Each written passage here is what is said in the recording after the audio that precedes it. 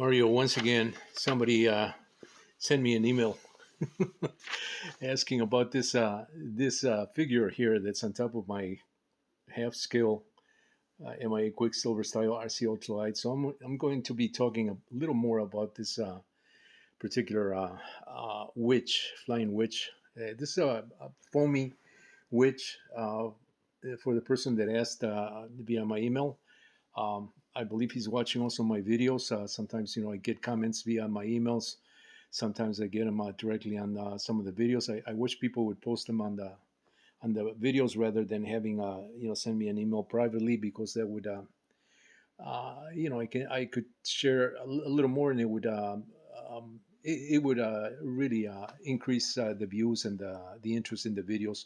But anyway, the witch is a project that I started back in 2011, and let me just show you the artwork that I was working from. This is the artwork that I created back in 2011. Even though the witch is reversed, but you can see this was the idea here, and this was my target goal, to do something similar in foam. Of course, when you work with foam, this is the blue core blue fanfold foam.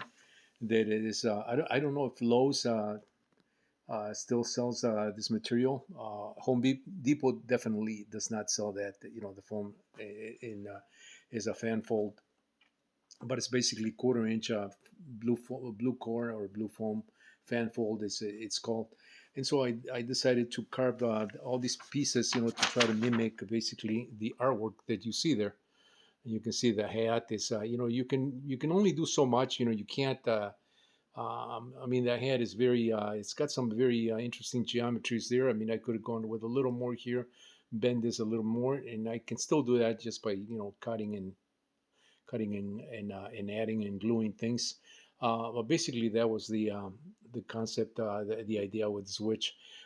This has a uh, surface area which you see in the back, right behind her her very prominent bottom that sticks out is a surface that's supposed to be sort of like a cape, um, and right underneath there is the broom, which is just a carbon rod with the broom. You can see the broom, kind of mimicking that shape there. Of course, like I said, you can only do so much, with foam, and you can't make things too thin or too pointy, because then you have a risk of a breaking factor in the design. So that's where this came from.